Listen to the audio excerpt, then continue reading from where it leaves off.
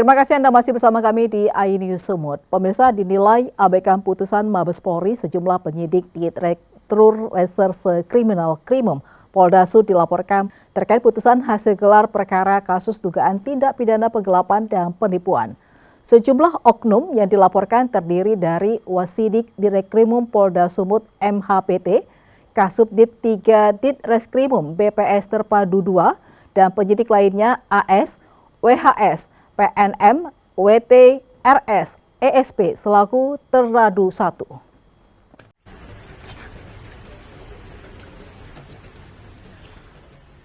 Para oknum polisi yang dilaporkan berstatus penyidik diantaranya berinisial AS, WHS, PNM, WT, RS, ESP selaku Teradu 1. Kemudian di Reskrimum Polda Sumut berinisial TTA, Kabak Wasidik di Reskrimum BPS selaku atau Teradu 2. Sujono bersama kuasa hukumnya melaporkan hal tersebut lantaran menuntut keadilan dan kepastian hukum karena diduga penyidik memaksakan kehendaknya untuk menjebloskan Sujono ke penjara.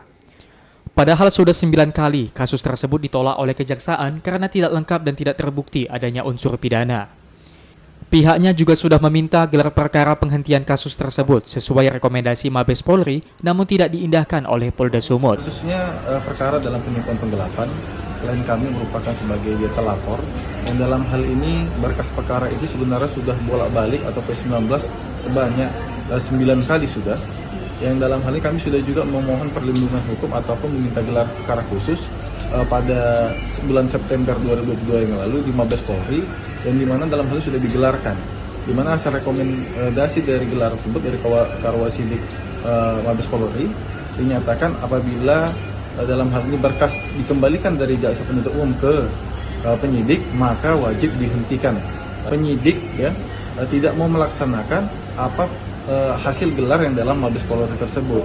Tiba-tiba tanggal 16 Desember 2022 kemarin, ya berdasarkan dumas dari pelapor, digelar di Polda Sumatera Utara.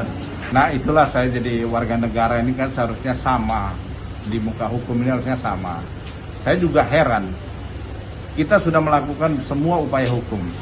Kita ditetapkan tersangka, kita ditahan sampai 59 hari.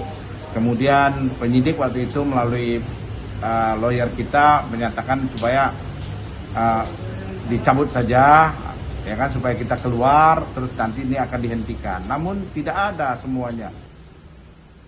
Melalui tim pengacaranya dari kantor advokat Tommy Sinulinga dan Asosiates, Sujono meminta agar Polda Sumut segera membatalkan kasus tersebut sesuai rekomendasi Mabes Polri agar tidak ada pro kontra antara Mabes Polri dan Polda Sumut dalam suatu kebijakan dan segera memberikan kepastian hukum.